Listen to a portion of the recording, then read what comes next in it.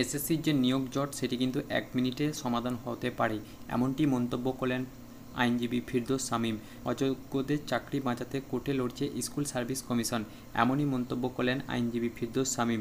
চাকরি প্রার্থীদের যে চাকরি পাওয়ার ক্ষেত্রে বারবার আইনি জটিলতার কথাও তিনি বললেন। ফিরদৌস শামীমের বক্তব্য যে আদালতে অজুহাত দেখাচ্ছে কারাই বা চাকরি বিক্রি করেছে তা কিন্তু এতদিনে স্পষ্ট হয়ে গিয়েছে। তাই ফিরদৌস শামীম প্রশ্ন করছেন, যারা যোগ্য তাদের কি চাকরি পেতে মামলা করতে হলো কেন? না, যারা যোগ্য হয়েও কিন্তু তাদের যে হকের দাবি অর্থাৎ তাদের যোগ্যতা থাকা সত্ত্বেও তারা চাকরি না পেয়েছে, সেই জায়গায় অযোগ্যরা যেখানে চাকরি পেয়েছে সেই নিয়ে যে যোগ্য চাকরি প্রার্থীরা তাদের মনের প্রশ্ন যে তারা যোগ্য হয়েও কেন চাকরি পেল না, এটি প্রশ্ন নিয়ে কিন্তু তারা আদালতে হাজির হয় মামলা করার জন্য।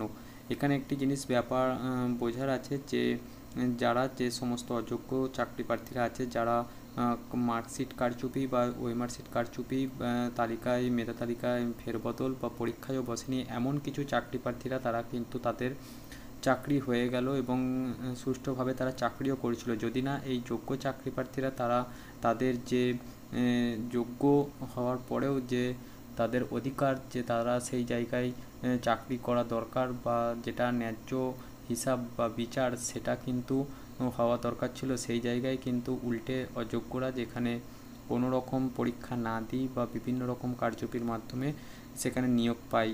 এই যে যোগ্য এবং অযোগ্যদের লড়াই সেটি কিন্তু নিয়ে উঠছে বিভিন্ন প্রশ্ন। এই যে নিয়োগ প্রক্রিয়ায়, সেই নিয়োগ প্রক্রিয়ায় কি সরকারের কোনো ভূমিকা আছে, এটি কিন্তু উঠছে প্রশ্ন। কারণ এই যে সমস্ত নিয়োগ প্রক্রিয়া এতে কিন্তু পক্ষে থাকবে তা নিয়ে কিন্তু পরে সংশয় রয়েছে। এছাড়াও ফিরদৌস শামীমের বক্তব্য যে চাকরি প্রার্থীরা মামলা করে, এখানে একটি জিনিস দেখার আছে যে যোগ্যদের যে চাকরি দিতে কোনো চেষ্টাই করা হচ্ছে না বরং অযোগ্যদের চাকরি বাঁচানোর জন্য যে মরিয়া হয়ে কিন্তু বিভিন্ন আইনি জটিলতার সৃষ্টি করা হচ্ছে, এটিও কিন্তু একতরফা হিসেব সবাইকার চোখে পড়ছে।